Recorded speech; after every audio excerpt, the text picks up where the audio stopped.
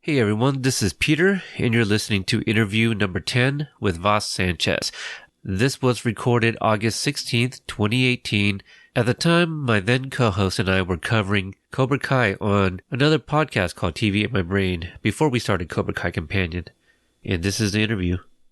All right, this is Vas Sanchez. I play Nestor on Cobra Kai. Soy Nestor, aquí con Tom and Pete, como un podcast. TV ate my brain, and they said they don't need any pizza or Pepto or hot dogs, so I like them. This could be cool. Welcome to TV Ate My Brain, the official TV podcast of Core Temp Arts, and I am your host, Peter, also host of Postalgic. And I'm your other host, Tom, also co-host of Jake and Tom Conquer the World. And we cover the Cobra Kai TV show on YouTube Premium, for those that are tuning in for the first time. And for this episode, we have another interview, this time with Mr. Vas Sanchez, who plays Nestor. He is the cashier at the convenience store. Very, very cool guy. So cool. He's a stand-up comedian, a legitimate Karate Kid fan, and I want to just throw it in there. I'm not saying that like previous interviewees weren't, but you can tell this guy loved the movies growing up. Yeah, he's somebody who grew up with them. Yeah. And they had a major impact on his life, and if I had to guess, I'd say maybe even his personality. Oh, absolutely. I mean, he's watched movies that Billy Zabka was in, Ralph Macchio was in. In the interview, he dropped 2 titles, one for each actor that are very, of its time and very, I guess, diamonds in the rough, gems. He mentioned Just One of the Guys and Crossroads. Mm-hmm. 2 movies that I feel not a lot of people saw. And if you were fans of those 2 actors, yes, you know about those movies. Oh yeah, absolutely. So yeah, he shared some really great stories, and it was just a really cool, conversation, and just listening to his stories, kind of like Martin Cove, like he just kept on talking, and it was just so interesting to hear. Yeah, I almost felt like for a little while I switched gears from a podcast host to a podcast listener. I agree. Yeah. And which I'll mention now before I forget. And, we did talk to him about that he should become a podcaster or something to that effect, and that will be played at the very end of the episode. So it's not part of the main conversation, but I thought it was a great conversation nonetheless that I wanted to include that at the end. Yeah, definitely reach out to this guy and encourage him. He's somebody who needs to be behind a microphone. Yeah, he had such a cool perspective. You can tell that on set he did a lot of observations. He had so much input and insight onto what his character could possibly do in, the next season if he's brought back, and some of just the other insights he had of season 1 in terms of the characters, of the story. Just a very great listen, this conversation, I feel. I agree. All right. So without further ado, here is our conversation with Mr. Vas Sanchez. Hello. Hey, Mr. Sanchez, it's Peter. How you doing, sir? Hey, I'm doing good. How are you this morning? Pretty good, man. Okay. We'll get started. But we understand that you are a comedian. Are you a local comedian? So you're from the Georgia area as well? Mm-hmm. Yeah. And can you talk about that? Like when you got into comedy and stand up, and how long you've been doing that? Yeah, I've been doing stand-up comedy for the better part, I would say, of like 5 to 6 years here in Atlanta, and just kind of started doing that as a means to just stay on stage. I started kind of a lot of my acting career, as many do, on stage, and I was doing a lot of improv and stuff like that. And so to branch out and get a little further, I started doing stand-up comedy based on a film we were doing where I was supposed to be like a very big, famous comic, and the main character of the film was like supposed to be this guy who was really looking up to this comic, because I really didn't think I was much of a stand-up comic. I thought I was a pretty funny guy, but not too funny. I didn't think I could hold it. And we did this scene, and the owner of the club came up to me and was like, "Oh, I want you to do some stand-up for me next week." So I said, "All right, fine." And ever since then, I haven't stopped. Wow. That's actually kind of cool. Yeah. Now, what's the stand-up scene like down there? Because I have a friend who is a local comedian in the Detroit area, and he's starting to branch out further west. And I was just kind of curious what it was like down there.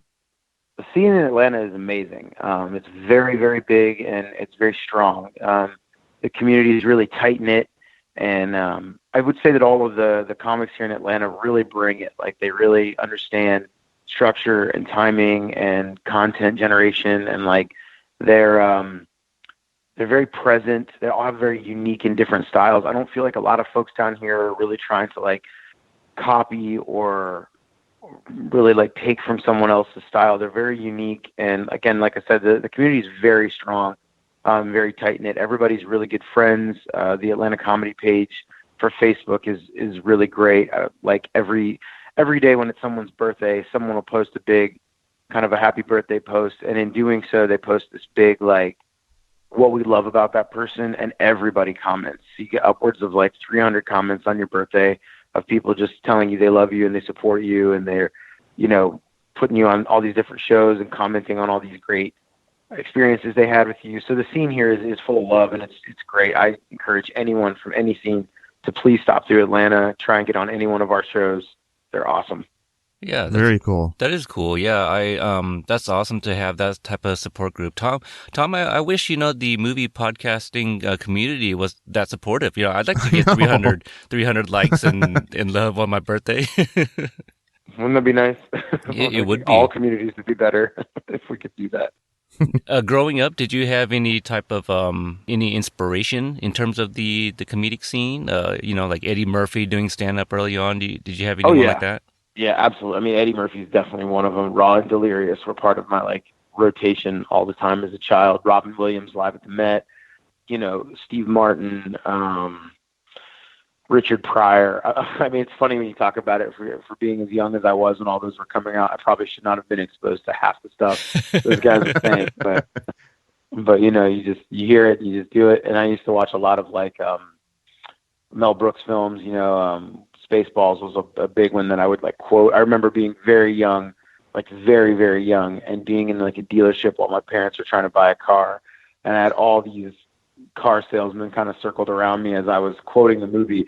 And at a point in time, I thought it was because I was funny, but I kind of go back to that. And I think it was because I was just dropping like F-bombs as like an 8-year-old. I think that everybody was just gathered around because this was well before like Instagram.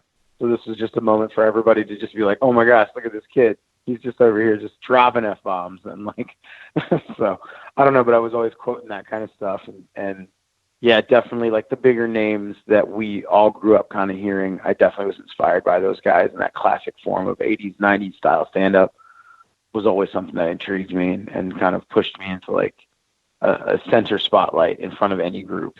So. Yeah, the Spaceballs is it's definitely one of my personal favorites as well. And I introduced my oldest son. I think he was maybe like 14 at the time. I introduced him to that movie, and he wasn't too high on it. And I think he wasn't too versed in the Star Wars, so he didn't really quite get a lot of the references. Mm-hmm. But I thought he would still like the jokes nonetheless. But in one of our episodes, we actually, or I made a reference to Spaceballs, and it's a scene where Tanner Buchanan, what was Johnny's son's name again? Robbie, right? Robbie was Robbie. Yeah. So on Cobra Kai, Robbie, he's like trying to con this guy, with the computer, and he's like, "Oh, don't worry, my password is 1, 2, 3, 4." And I told Tom, I go, "It'd be funny if it was 1, 2, 3, 4, 5," from Spaceballs. So yeah, I'm definitely right there with you. It's amazing. It's the same combination on my luggage. It is, yeah. Now, you are a wine connoisseur, I saw on your Instagram. Yeah, that's another little bit of me. Yeah, so I've been in the service industry, as many actors tend to do. Unlike some, though, the service industry for me has been like kind of the other part of my life. Like, I grew up in the restaurant world, and it's kind of always been my safety net, where acting can be so feast and famine. You never know, when you're going to book a good recurring role, or if you're ever going to book something that keeps you working for a good amount of time. So in the interim, I just work in the restaurant industry. And so for years, I've been putting in work for them. And in the last, I'd say the last like 4 years or so, I really got into wine and became kind of like a first tier sommelier. And so I get really big into that and love wine. Absolutely. What about beer? Love beer. I work at a beer and wine store on 2 days a week as well. So a lot of useless knowledge on both sides of the coin on that. I know tons of stuff about beer and wine. Yeah, Tom himself here is quite the beer connoisseur. He makes his own beer sometimes. Sometimes, yeah. Oh, wow. That's awesome, dude. What kind of hops do you use? A lot of Cascades, mainly. Honestly, I don't brag about making beer because it's literally just from a kit. Yeah. But no, I try to do a little bit of experimenting where I'll add things to the secondary hop. Not the secondary hop, but the secondary fermenter. Mm-hmm. It's like I made a chocolate chili porter. That turned out pretty nice.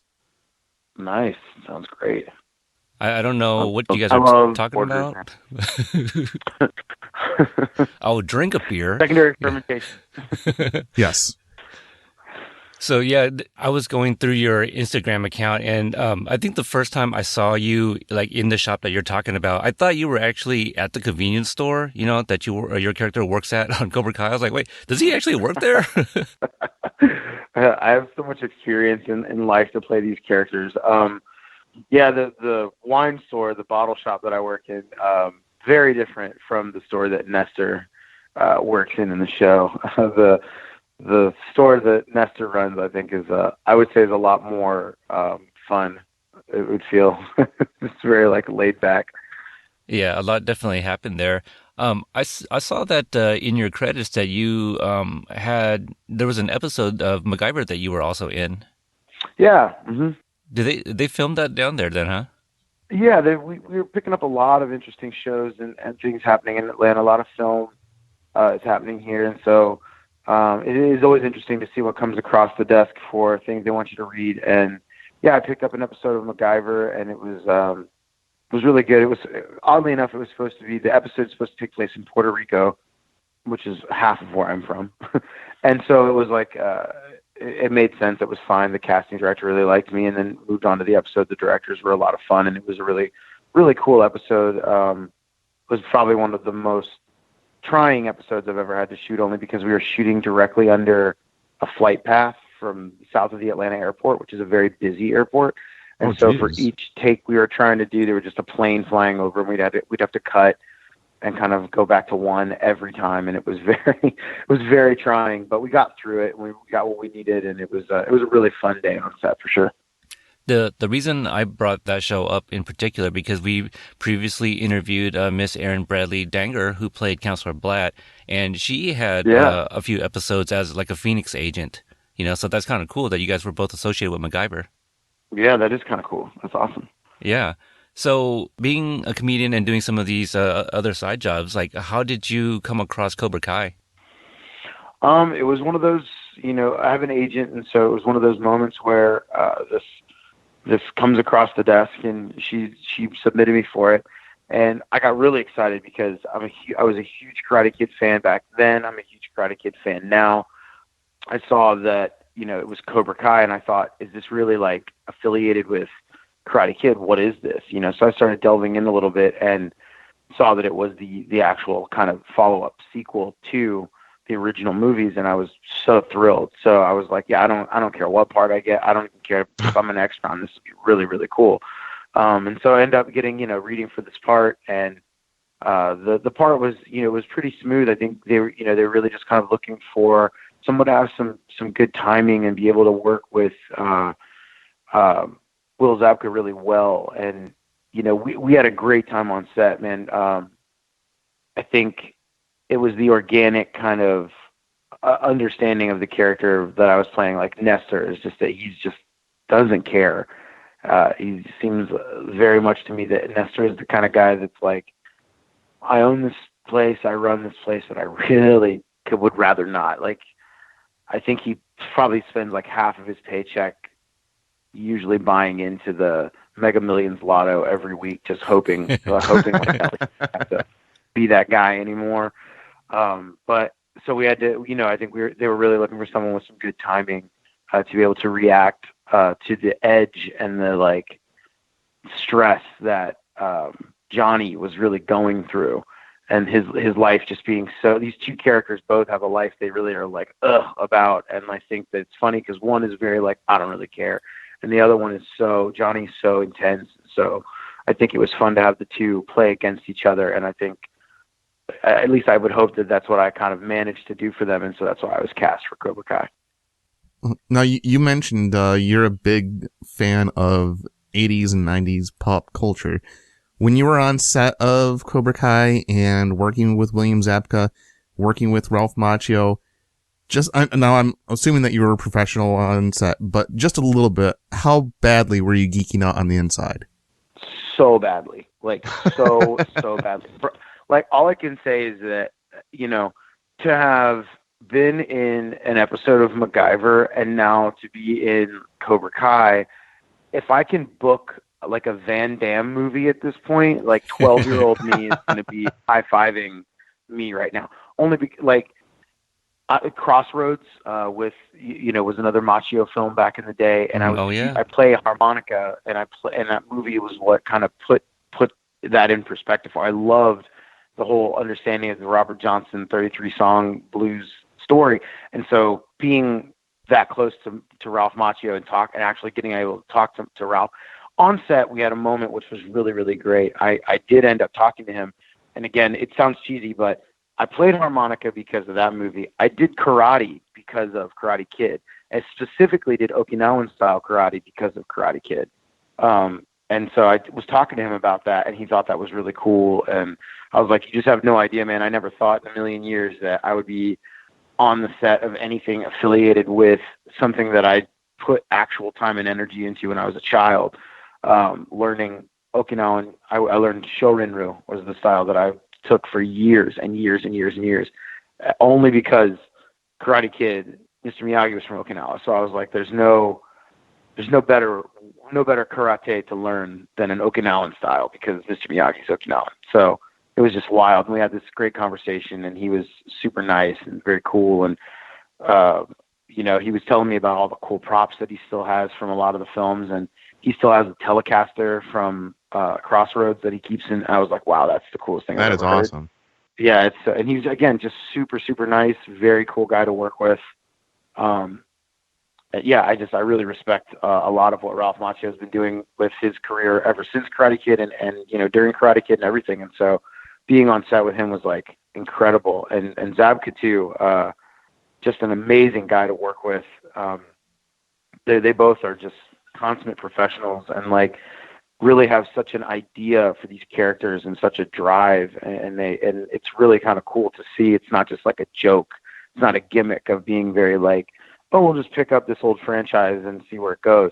They definitely have a very clear-cut understanding of these characters, who they are, what they want for those characters, and like where they want the story to go, both of them. And they both like have such a huge respect for something that I think really launched both of their careers. And it's great. Like, it's really great to be around that energy on set because you don't feel like you're part of some joke. You feel like you're part of like the next wave, and it feels really cool, Yeah, it sounds like you're really living the dream. That's a pretty amazing experience there that you're sharing. You didn't get a picture with like Billy or Ralph? No, when I'm on set with those guys, I try with anybody really. I try to keep it very. Here's the truth about me, like just what I try and do. I try and believe. I try and put the energy out there that I'm no better or bigger or smaller than they are. So like, if they want a picture with me, I'll let them ask. The same way if I wanted a picture with them, I might have asked. But like, the experience to me is so, it's so raw and pure, and like, I never want to seem like that big of a fanboy in a weird way. I just liked having the conversation. Like, that's my picture, is knowing that like I had a moment to sit and talk with Ralph Macchio about our shared love for Fender Telecaster, for the blues, for karate, our experiences, the whole thing. And to me, like, unfortunately, I never think that quickly. I wish I was a little bit more of a millennial to be like, yo, do you mind getting a picture? But by the time he like gets up and goes off, I'm like, shit, I didn't get a picture. I just like sat there and talked to him. So I'm kind of an old man in that way where I'm like, oh, we had a good talk. And that's what I remember. And I can tell you about our talk, but I have no proof. So it's just kind of it's a little vice, little thing that I do. But yeah, I really don't jump on picture taking on sets. I'm always terrified that it's going to come across the wrong way or come across unprofessional. And I'm always like, I just need to stay professional and just keep it cool. I'm always afraid to like have my phone on set at certain points, which did lead to something kind of cool, to be honest. When I was on set I did an episode of Better Call Saul, and we were out in Albuquerque shooting that. Oh, nice. And I was sitting with Bob Odenkirk on this bus, or shooting this sequence on a bus. And I kept pulling my phone out because it was the night that MacGyver was airing on CBS. So everybody that I knew was like, oh, we're watching you on TV right now. And my phone was blowing up. And Bob Odenkirk, in his very Bob Odenkirk way, was literally like, hey, you checking that phone more than a damn teenager. Everything okay? And I was like, yeah, everything's fine. And I felt like, oh my God, this is the part where the big actor looks at me and goes, hey, that's unprofessional. I can't believe you brought your phone to set, and I was going to get in trouble. But instead he's just like, you sure everything's okay? I said, yeah. And he just never leaves character. He's just constantly in this character. And I was like, and he goes, you going to tell me what you keep watching over there? And I was like, oh, it's nothing. I was like, it's my everybody's just watching my episode of MacGyver tonight. And he literally goes, MacGyver?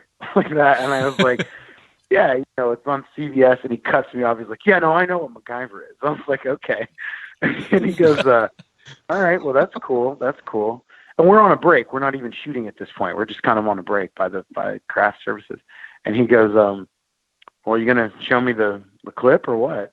And I was like, you really want to see my scene in MacGyver? And he's like, yeah, let's see it. I was like, okay. And I pulled up somebody, my brother recorded it from TV, and sent it to me. So I showed it to him, and he was like, all right, you proud of that? Like, yeah, I mean, yeah, a little bit. Yeah. Like, it's pretty cool. And he goes, cool. All right. Well, that's good, man. That's good. Keep up the good work. Like, it just felt so in character of his Better Call Saul, and then at the end of the episode, after we were done filming, he came up to me and he was like, hey, that was a great scene, by the way. Congratulations on your booking. He just doesn't break the character.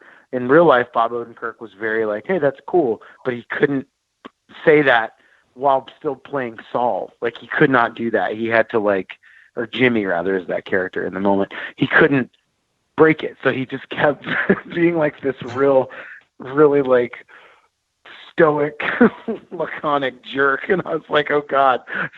I thought for sure they were going to be like, you're in trouble, dude. Like, don't have your phone out on set. And they weren't. It was just kind of like this thing.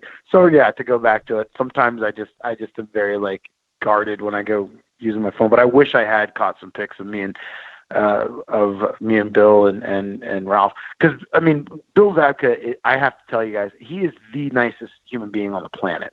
Like, he is the nicest dude. That guy is so kind and so cool. And my kind of story in Cobra Kai is I was only booked for episode 1, and the dynamic with Bill Zabka and I for those shots, I think he really liked it, and the directors and producers were talking to me about potentially putting me in more scenes. And I was like, yeah, if you guys need me for anything else, let me know. And sure enough, I booked 2 more episodes after that. So I felt like, and I'm not trying to brag on myself or anything. I think it's more brag on Zabka that he is just such a good dude that he could respect the rapport that we had and was like, let's do a few more sequences where we go back inside the store.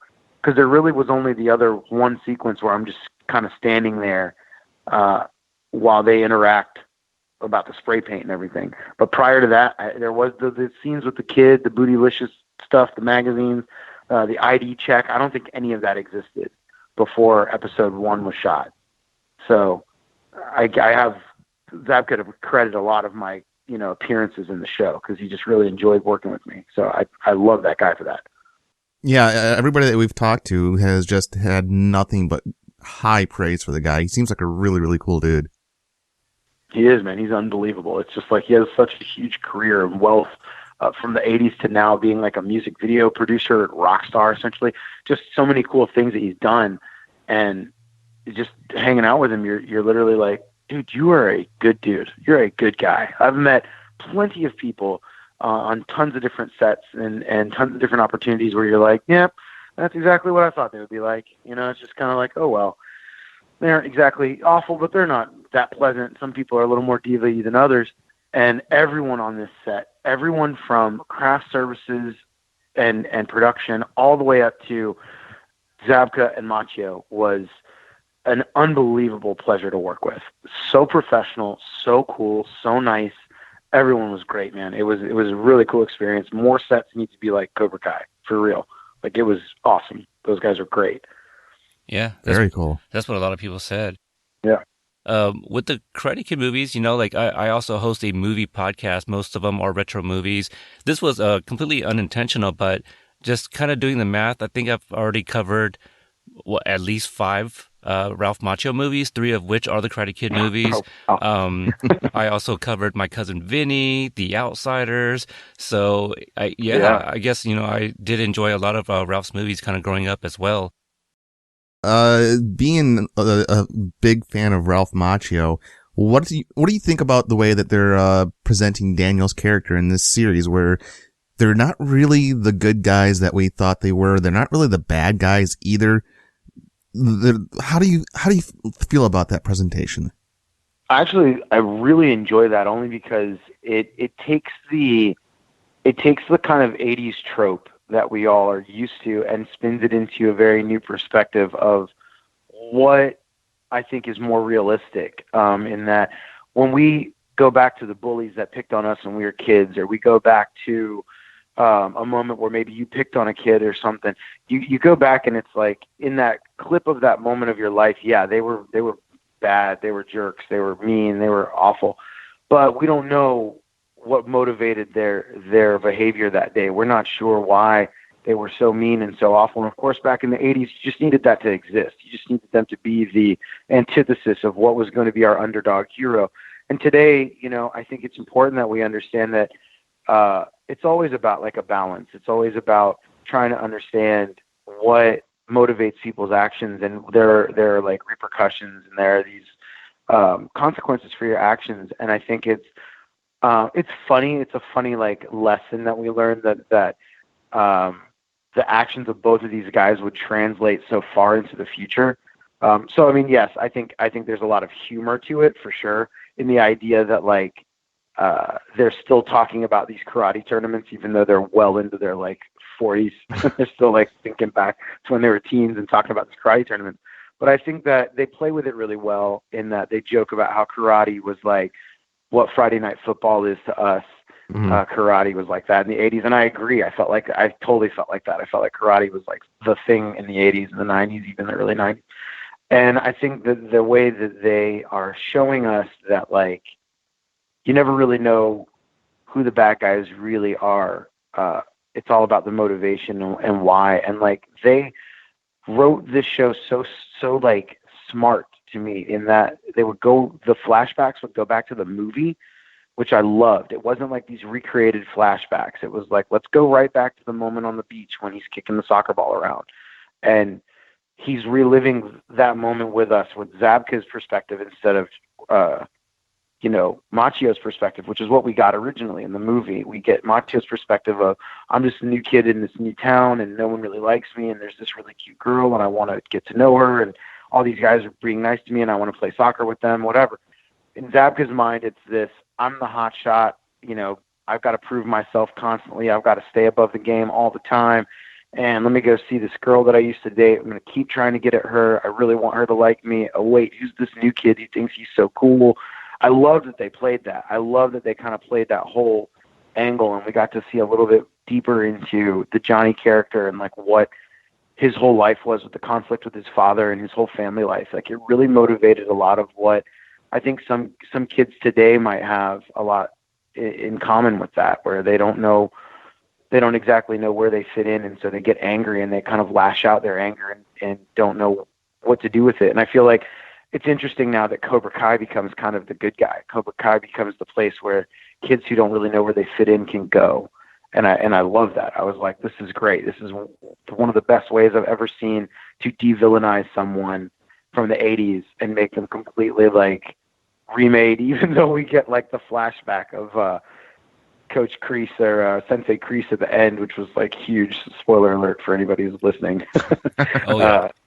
That was like huge. Like I was literally like, that was a geek out moment for me just watching the show. Oh yeah. I was so stoked. I was like, oh my God, is it? So then there's this idea of, is it still going to be, you know, Cobra Kai good or Cobra Kai bad? Like we don't know what we're going to get. And I kind of love that. I really do. It really hypes up a dynamic that I think is kind of one you just didn't even think was existing in the original films, you know?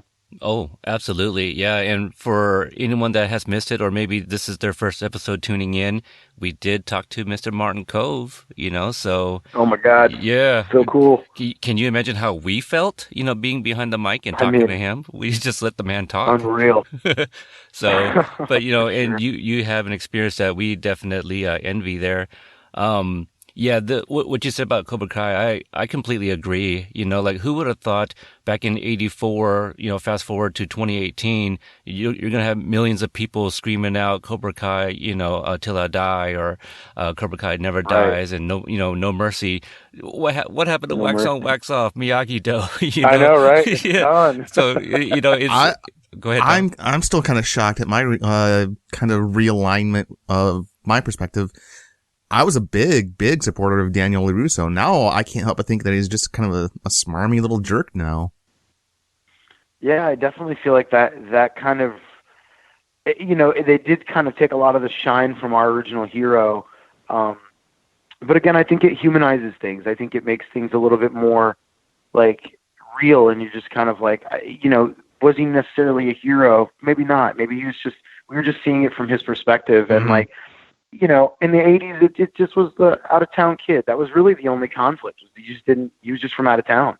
He wasn't any different than anybody else, just from out of town, and he had that great Jersey accent, and that made him not Reseda, and that was it. And it was, that's all it was. We never really kind of delved into what his true personality was. Miyagi kind of shaped him in a better light. Like he seemed kind of like a little bit of a whiny person kind of coming in. He was always kind of, oh, I don't want to do this, and I don't want to do that. No, Mom. And I mean, that's Karate Kid trope, was that Miyagi shaped that like respect and discipline is what's going to make you a better person.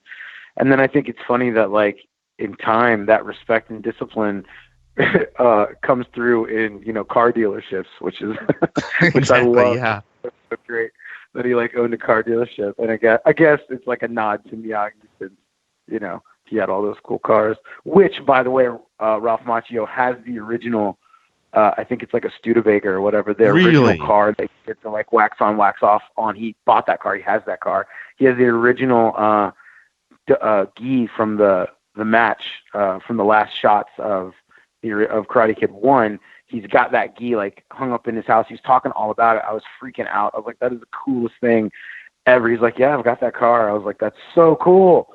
So he's got a lot of cool stuff. Like, I think it's really neat that he keeps those things. That is awesome. Now, Tom, I don't want to sound like I'm patting myself on the back, but when we reviewed the Karate Kid movies, I might have mentioned that, Ralph did own that car. Oh, I believe it. I believe it. Yeah. All right. Yeah, that's pretty awesome, man. So what was your auditioning process like? You mentioned your agent, came across this and you were hoping that, this was in that Karate Kid universe. So you only read for the Nestor role? Yeah, only read for Nestor. It was cast here in Atlanta, and so it was one of those things where we do a lot of self-taping here before we do any in-person stuff, and I think that's kind of the norm of most acting stuff is you send in these tapes before they actually bring you in and sit with you in the office and a casting room and like talk to you a little bit. So I sent in a tape.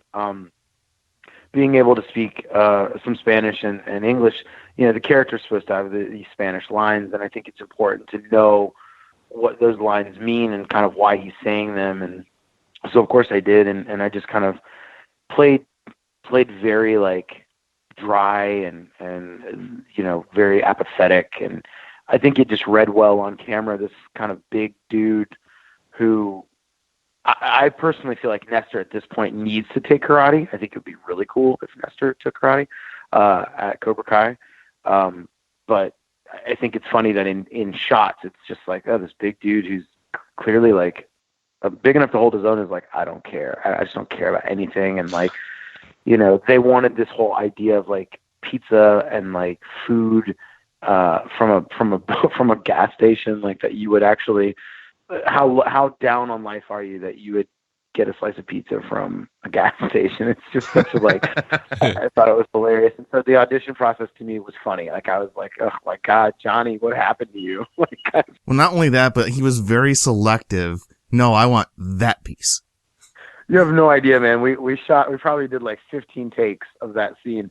And again, working with Zabka and that Johnny character, the intensity is amazing. So of course the camera's kind of set up over my right shoulder, shooting through that little pizza box. And, you know, they really wanted us to kind of linger in that moment before they were actually going to take the shot. And Johnny just staring at those slices of pizza with his head down like that is the same kind of badassery look that I used to get when I was a kid watching like Just One of the Guys or Karate Kid, with Zabka's eyes, like that look. And I was like, and it's all about pizza. I was cracking up, trying to keep it very serious.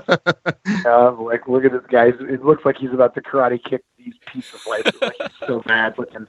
And then, yeah, he just picks like, let me get that one, you know? And of course the Nestor character, they really grimed up my hands because they were going in for these shots of me, like just bear palming these pizza slices, and which of course is, being in the restaurant industry as long as I have, is just so disgusting to me. It's like, oh my God. But he totally, you know, Johnny just lives in a world where it doesn't matter. He just wants that 86-cent slice of pizza. And yeah, I mean, the audition process as a whole was really fun. Like I said, you send these tapes in, and then you just kind of hope that you get, you know, a call or whatever. And of course I get a call for the callback, and I was thrilled to go in and read with the casting directors. And we were all laughing in the audition, which I thought was a really good sign. Just having a lot of fun with the character Nestor, just being very, again, apathetic and very careless about where he put his hands and touched things, and it was just gross. And we all laughed, and then I got it. You know, I booked it, and I was thrilled. I was like, "This is great. This is fantastic." Because I really felt like I understood the character.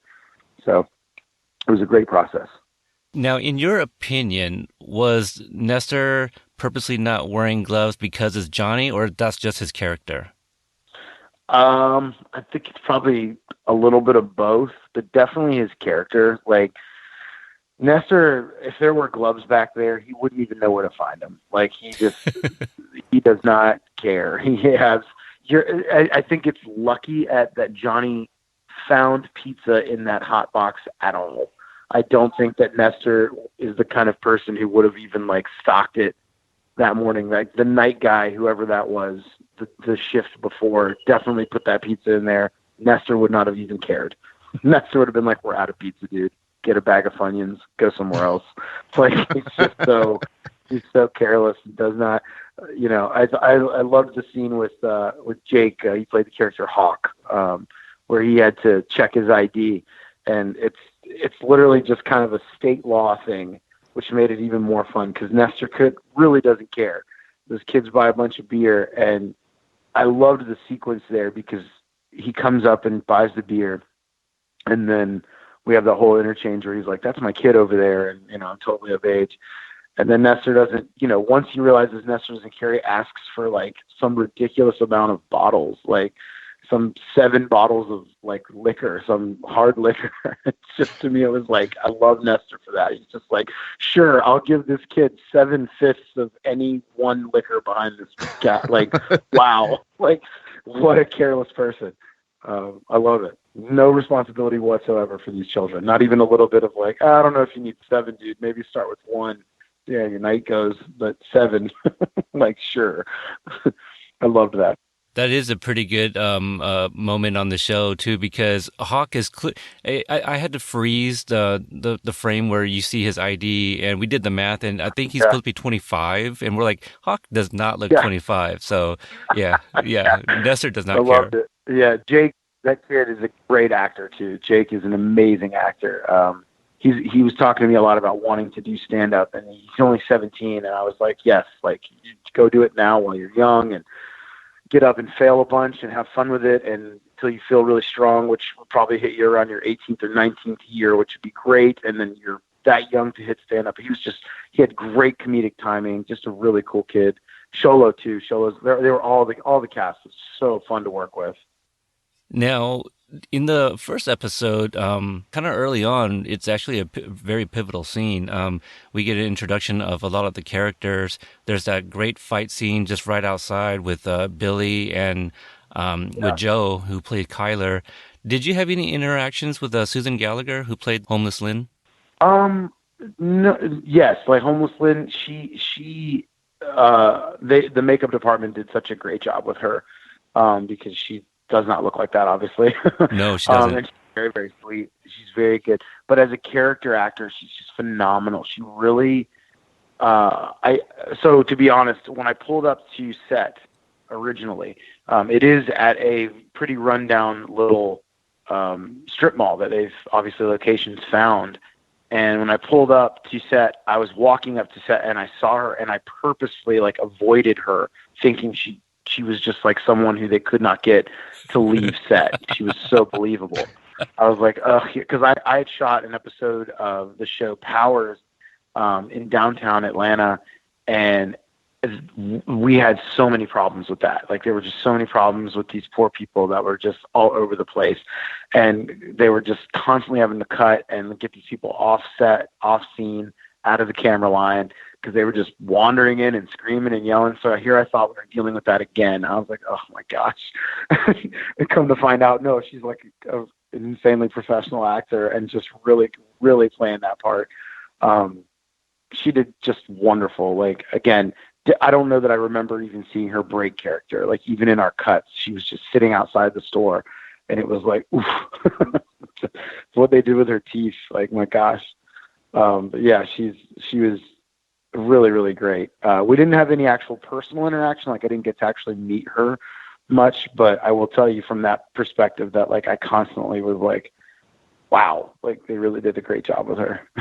Yeah, we had the opportunity to speak with her as well, and she was also another great conversation to have with. And we, on our review, we were kind of discussing, after the scene where Johnny tries to hire her to spin signs, the whole, like, do you want me to show my bits Right. too, and all that good stuff. Now, there's that moment where she's eating this burrito, and she is savoring it. And we were wondering, did Nestor serve that on a ceramic plate with utensils?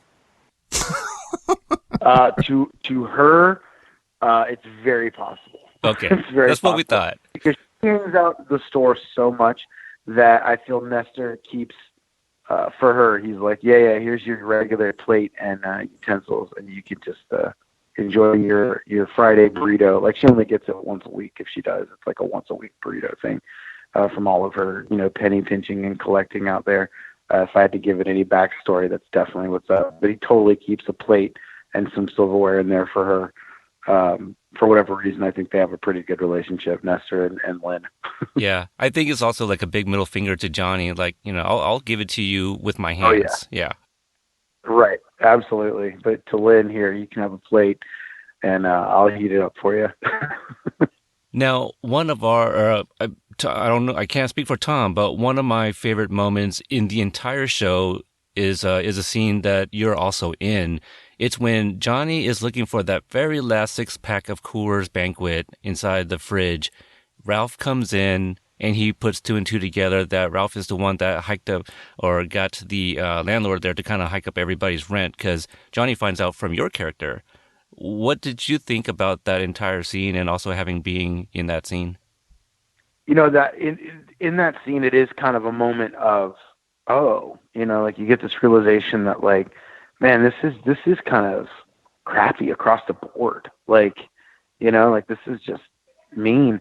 And so as the shop owner, it's kind of I don't think Nestor put it all together, really, because he's just not paying that much attention. Like, he even, like, he literally tells Ralph to watch the store. He tells, Daniel LaRusso, like, just watch the store for a sec while I go in the back and get something for you, or spray paint. And it's this like, it's like, I just feel like he's very disconnected and like, sure, whatever. But in the sequence of the scene, for myself realizing that it was, again, because I hadn't seen, obviously we were in the middle of shooting it, so I haven't seen the whole show, and I haven't read the entire script, just my episode. So it was a really interesting moment to be like, where is this going? Like I wanted to, that's what really locked me into the understanding that I definitely wanted to watch the show when it came out. Not only because I was obviously involved in it and I did love the Karate Kid, but like, where were they taking this story? We get this opportunity to see that, like, Daniel LaRusso, just total jerk move right there. Like, that was really, really shisty and really like greasy for him to do.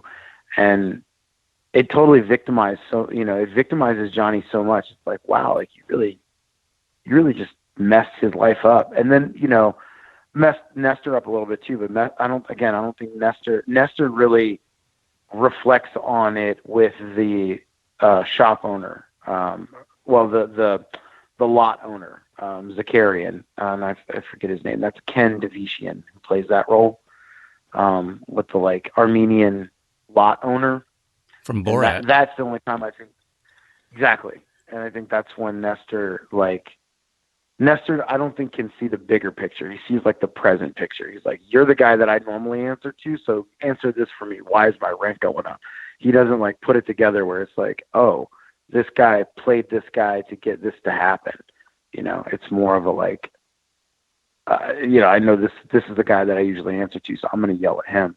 But you definitely get that the tension in the scene is really, really good with Johnny and Daniel when they both are realizing what's exactly going on.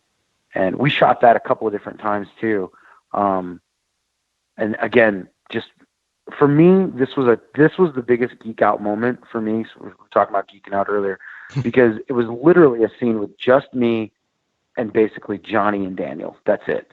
And so for my whole career to literally be in the middle of what is now a mental square off between these two fighters that I knew growing up, I was literally in the ring, in the match between these two.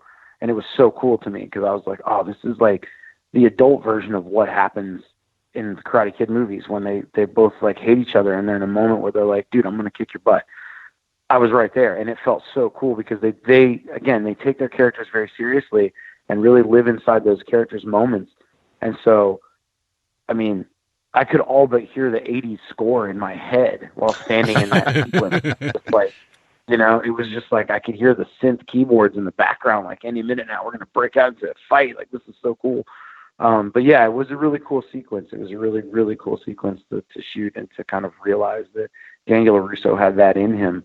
And of course they did a great job following up with the like Miyagi flashbacks of like, you don't need to be that way kind of stuff. And I loved that's how they kind of paid tribute to Pat Morita and the whole Miyagi character, in that they kind of give this nod back to the idea that like, you got to find balance. You can't be like that.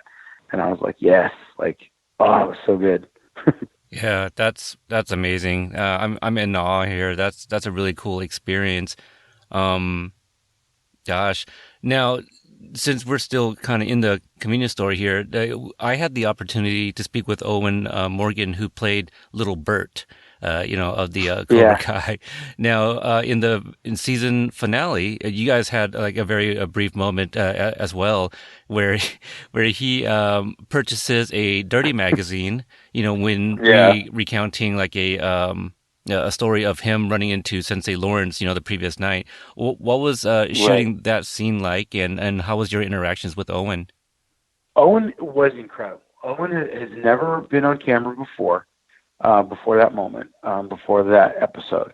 He had never been on camera. This was kind of like a lot of his first time doing a lot of stuff, but he was such a natural with his facial reactions. He was just such a funny kid. A lot of times when you're dealing with kids on set, it takes a lot of wrangling and riling them up and getting them to the right place and then calming them down and things like that. These kids were all incredible. all of them were incredible, and they really kind of took him in, because they were all different ages. You know, they all look different ages in the show, but they're all pretty vastly different aged kids. And Owen being one of the younger ones, and they just really like took him into like their little group, and made it very organic. And like we had, I don't know, we maybe shot that scene 5 or 6 different ways, you know, with one and maybe like 7 different alts for post, and it was just fun because he was. It was so hard not to laugh every time we shot that scene. He just walks up with this magazine. And his little face just looking up at me with this magazine. I think it's like Bootylicious or something ridiculous too. For him to have such a specific flavor of magazine, oh man, every single time when they would say cut, we would both just break down laughing because of how like what is happening, right? He was so awkward. But he just every single time nailed a different facial reaction that had me almost cracking up while the cameras are rolling every time. Because I would always just kind of do this eyebrow raise and be like, no, dude, like, you can't buy that. Are you kidding me? And he would always look up with a different reaction each time. It was it was great. It was so good. And one of them, I think, I can't remember exactly, but I feel like one of them was this like, oh, F you, man. Like this, like, whatever, dude, this kind of punk reaction. And for his little tiny character to do it was so good. And I was really hoping they would keep that one. I was like, keep the one where he just has all this edge and doesn't care and is throwing it back at Nestor. Yeah, Owen was phenomenal. Great kid to work with. Yeah, that I like that reaction, but I guess if you think about it, that's not really quite in character with Bert. You know, we don't really get that Right, sense. yeah, Bert, that's more of like a Hawk influence. But totally. Do you think Nestor would have given it to him if he at least had a fake ID? Yes. Absolutely. Nestor just like, if you play by 20% of the rules, Nestor will fill in the other 80%. It's fine. Just show up with the ID. Sure, you got it. It's just so he can say later, if you had an ID, I checked it. It's fine. But without the ID, you know, you're putting Nestor at risk, and he's just like, look, I don't want the drama. I don't want to deal with it. If you get busted in some sort of way, they're going to come after me, and that's more of a headache for me today. So get out, you know, just get out of here. But that that sequence was so much fun. As we get ready to wrap up, definitely have a few more questions here. I know a lot of people has been saying that they are waiting to hear back about their character in season 2. You mentioned, you know, Nestor possibly joining Cobra Kai. I mean, it is just, you know, a couple of doors down. I'm sure he can also, you know, compensate with, you know, some Coors Banquet, you know, in terms of payment. But what would you like to see happen with Nestor in season 2 if he returns? Yeah, if Nestor returns, and let's hope he does, because I would love to come back. I actually think it would be kind of cool. You know, to be really creative here, just to speak, you know, from the perspective of Nestor. Nestor would never take karate. It would never even cross his mind. That's not something you'd be interested in. I think it's something that we might see him potentially look like he's interested in, but then like, nah. But I would like to see the Nestor character be maybe more of a kind of like a, you know, in a weird way, kind of a bartender sort of person where, you know, Johnny comes in maybe to vent a bit about, you know, we have that in common. We both are paying rent in this Reseda area, you know, space. So just kind of business to business, man to man. I think it'd be cool to just kind of see a little bit of Nestor and Johnny reacting to owning a business in Reseda and how's it going, how's it working. And, you know, I think the humor and the comedy in those two talking is their different takes on the kids.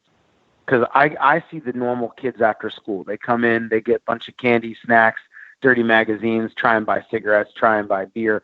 So I see the like kind of mischievous bad, and he sees the maybe more intentful good or intentful bad if they're trying to use karate for bad or if they're trying to use it for good. So I think it'd be fun to have these conversations about the kids because we both know who they are. And, you know, maybe he knows, maybe we can see some genuine tenderness come out of Johnny where I'm like, you know, the little one with the glasses that's always coming in here buying the dirty magazines, and he actually knows his name. Like, oh, you mean Bert? You know what I mean? Like, he knows his name and knows who he is. And, you know, he only buys those magazines because Hawk tells him to do it, you know, and things like that. Maybe we get a little bit of like Johnny understanding his students and being like, oh, well, if that's what they're coming in here to do, you know, I can tell them to quit. And, oh, no, I don't mind. He's a good kid. Things like that. Like, I think it'd be kind of fun to see a little bit of the day-to-day of being a Reseda, business owner. We can bring Nestor back for that. And maybe Johnny offers, you should come take a lesson or two. It wouldn't hurt you to lose a couple of pounds or something to Nestor. And then, Nestor can either take that for what it is as here's another piece of pizza with my dirty hand on it. Or, yeah, maybe you're right. Maybe I'll come check it out. You know what I mean? Something like that. And we can see Nestor kind of progress in that direction with Johnny. I like the idea of Nestor finally warming up to Johnny enough to let him have his own plate too. Yeah, exactly. Yeah, maybe he puts it on a paper plate for him, or or Nestor likes him enough to go over there and tell him, like, hey, I just put a fresh pizza up, should be ready in 4 hours, under the nasty heat lamp. I like the idea of it being possibly like a hangout for the Cobras, after a session or before a session, just walking up and down, looking at magazines or something like that. Right, it's always like where they go. I mean, I would love to see the kids, start a fight in my store, and like, how is Nestor going to react to that? I feel like Nestor has a couple of different ways he can react, or it's either yell at him to tell him to stop, or, he just literally walks out of the store, walks down to Cobra Kai, grabs Johnny and is like, your kids are trashing the store again, or it could be even more comical where Nestor just walks in and starts trashing the dojo, and Johnny's like, what are you doing? And he's like, well, I got a bunch of Cobra Kai kids trashing my store. I thought I'd just come over here and trash your dojo, and then, oh, okay. And then we have this like adult, you got to act like an adult, wrangle these kids. I don't know. I think there's plenty of stuff for Nestor to be doing in the next season. So I definitely would love to see a return of Nestor. Yeah. I mean, where else is he going to get the Coors Banquet? Like, yeah. I'm the closest, best source for his favorite refreshing Yellow Belly beer. I like to think that Nestor always puts out only one 6-pack at a time, for Johnny to so he can climb in there and reach. Yeah, you can get it all the way in the back, Johnny. That's where I leave it for him. Maybe at the end of season 2, you'll see it in the front, which is a nice little nod to like, hey man, I got you now. Now, do you have any words of advice for upcoming comedians? You mentioned you've spoken with Jacob, and you kind of gave some tips early on as well. But for upcoming stand-up comedians or people trying to find work in the acting business, what kind of advice do you have for them? I know it's cheesy, and it's cliche, but like, don't give up. That's probably the biggest advice but it's going to get hard. It gets harder all the time. You question a lot of things, but just don't give up. You just stick to it, stick with it. If you believe in it, you truly believe in it, you put that energy out there, the world really receives that and will follow you down whatever path you choose. As long as you put it out there that you're 100% behind it and you believe in it, the world has to believe in it. And it's like, for me, comedy is one of those things where, as a stand-up comic, here's some advice for anybody trying, stuff that no one told me. You need to have a strong opener. You need to have a strong closer. Make sure that no matter how much time you're given on stage, you save just a few seconds to say your name clearly so that everybody knows who you are, and then know when to get off stage. When you're making them laugh, that's the best time to leave. So you crack them up really good. Don't hold on to that last joke. If they're laughing, get off stage. Make them leave on that laugh. Leave on that big laugh. You got 5 minutes and you crack them up at 3, go ahead and leave at 3. It makes it better, makes them want more. As an actor, like I said, just keep believing in it. Don't give up. Keep doing what you do. Keep auditioning. Keep getting in front of cameras. Do every project you can. Something big will come your way. Hopefully it's, Cobra Kai season 2. And do you have any upcoming dates or projects that you want to plug real quick? Just I'm up in Atlanta all the time, just at different clubs. I have nothing major like a big booking coming up or anything like that, but you can always find me at Laughing Skull or at Star Bar on Monday nights in Atlanta. Just always part of the scene. And that's pretty much it. I have nothing major to plug, nothing major coming up, but fingers crossed for big projects soon. And that concludes our conversation with Mr. Vas Sanchez. And so I want to thank him again for giving us the amazing opportunity to sit here and just listen to him talk about his experience. So cool. Very fascinating guy. Again, we keep using this word. He's very well spoken, very intelligent, and I want to hear a lot more from this guy. Yeah, he has a lot more to offer. I mean, we, through the magic of editing, we actually talked about like that Bob Odenkirk story and stuff way after our main conversation. Man, Yeah. it was so good. I had to include that and, worked it in. So you guys, have already heard it at this point, but just a really cool, you wouldn't have guessed in his credits. I don't even think Better Call Saul was on there yet, I didn't. Yeah, I was looking on IMDb and I saw an episode of Powers, which was only available on like a PlayStation network. Cobra Kai, obviously, and then a couple of independent short films. I had no idea. Yeah. See, so he dropped a little nugget there. So yeah, he's clearly a fan of the Karate Kid universe and just a different perspective to hear. So I thought it was a really, really cool get. Yes, if anything, I felt like he was definitely a kindred spirit as far as our love of pop culture. Oh, yeah. Hey, Mr. Sanchez, if you want to come on and help us review an episode in season 2, man, we'd love to have you. Oh, that would be awesome. Yes. Yes. So maybe that's something we can do for season 2. Maybe reach out to some of our previous interviewees and see if they want to be guest hosts, and that would be cool. Yeah, that'd be kind of cool. That'll help alleviate some of these like extra interviews we've been doing. I think it'd be cool for the listeners, listening experience, having kind of a 2-in-1. That'd be kind of cool. That would be cool. So, yeah. Now, there's a couple of different ways to get a hold of us. I think by the time you're listening to this, you might have missed a pretty cool event that we had planned. Actor Gianni DiCenzo, who played Dimitri, he did a Instagram takeover on our Instagram account at Cobra Kai Podcast. And, it's a Q&A. And again, at this time, it hasn't happened yet, but I feel by the time listeners heard it, they probably already missed it, but he agreed to kind of take over the account and, kind of interact with some of our followers. So, I'm hoping to kind of get more people to do that, if they have the free time. So follow us on Instagram at Cobra Kai Podcast. We got a Twitter account at Cobra Kai Pod. So there is another account that's Cobra Kai Podcast that isn't us, which is another show that is also covering it. And matter of fact, this morning they tweeted out that they're kind of behind on some episodes because of, life happens. And they actually kind of endorsed our show, calling it, a great review. Yeah. So I want to give a shout out to them. Yeah. So it's a little confusing in terms of the handles. I should have done a little bit more research to see if anybody else was using that. So on Instagram for us at Cobra Kai Podcast, on Twitter at Cobra Kai Pod. So we also have this great group page on Facebook. It's slowly growing. We got 2 Cobra moms in there. We got a cast member in there, and I'm not going to say who. You just got to join the group to follow.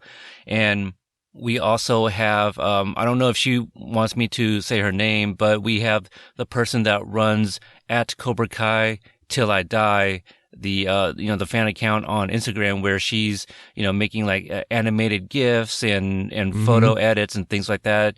Really cool person. She's sharing all of that stuff in the group page as well as that Instagram account. So give them a follow. I just want to give a shout out again to Marty's Cobra Cove for sending us some samples. Yeah. Yeah. So, Tom and I both got samples from them. So again, shout outs to Carly for putting us with Logan and Mr. Cove. And I don't know, what else do we got there, Tom? I mean, we have our own podcast account. So I'm at Podstalgic. If you guys want to check out the Karate Kid movies Tom and I reviewed from last year. What about you, Tom? Where can the listeners find you if it's not Cobra Kai related? Oh, if it's not Cobra Kai related, you can find me on Twitter at The Drunken Dork. On Facebook, my buddy Jake and I, for our show Jake and Tom Conquer the World, have a fan page. It sounds weird saying that. It's called Jake and Tom Conquer the Group, and you can find me on Geeks Worldwide as well. And I didn't say it yet, but our group page, should you want to join, it's www.CobraKai. TVAMB group, and you spell out the words period as well. It's, a play on the Cobra Kai website as heard on episode 3 or, Yes. episode 3. So, thank you, everybody, for your continued support. Special thanks to everybody that has given us the opportunity to speak with them. We've been having just a great experience, hearing behind the scenes and stuff like that. Experiences, yeah. Mind-blowing for sure, because as of right now, it's not available on home release, so you're not really getting a lot of these behind-the-scenes tidbits, No. unless you're listening to our show. So until the next episode, we will talk to you guys later. Talk to you soon, guys.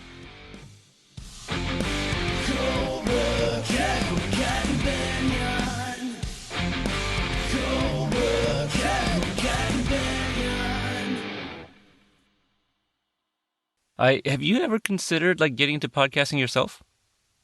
I thought about it. I really love podcasts. I'm obsessed with podcasts.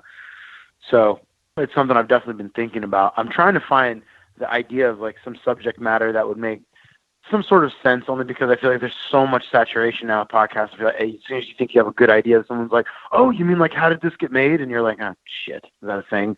And and you look it up, and you're like, "Oh, wow, it's Jason Mantzoukas and Paul Scheer." So I'm not going to talk about movies that I used to watch when I was a kid, because those guys are crushing it. You know what I mean? That's exactly what my show is. That. Yeah, I started 4 years ago. Right, and you're crushing it though. I mean, there's a saturation. There's also what is it? My childhood mind is an idiot, or something like that. It's another podcast where they talk about old TV shows and cartoons and stuff from growing up as a kid, and do these things still hold up? Which I love. I listen to all of that. I love podcasts, and so one of my things that I thought about doing was maybe a focus on the service industry, and just letting folks kind of talk about what they experience on both ends. So having a diner and a server, and speaking on kind of the experience of a service. So what do you want as someone who goes out to eat at a 5-star restaurant? What do you expect? And then as a server, kind of the introspective, this is what we see, and this is what we deal with, and this is who we feel. Because I think that's kind of a strong thing that's happening right now, especially with the new Starz show, Bittersweet, or Sweet Bitter, I think that's what it's called. And it was a book, and it's just really focused on serving tables and things like that. So I thought that was an interesting thing I might mess with. Yeah. The reason I ask, because I think you're a great speaker first and foremost. Yeah, but absolutely. Thanks. Knowing as many comedians and people doing stand up and stuff, that could be a thing too. Just interviewing other comedians and just talking about experiences. I think that'd be kind of cool to listen to. I was gonna say, I would listen to that. Yeah, there's a few in Atlanta that are already kind of doing that, which I like. There's one called Straight People, which is really good. STR, the number 8 PPL, Straight People. And that's kind of the LGBT perspective of being a performer in Atlanta. We have a pretty big LGBT community here. And the host of that show is Ian Aber, who's one of the best comics I've ever had the pleasure of knowing. And it's a great show that just kind of talks to both gay and straight and queer and all kinds of cool people in the scene. And just, it's comical, but it's also very introspective and cool. And I really enjoy it.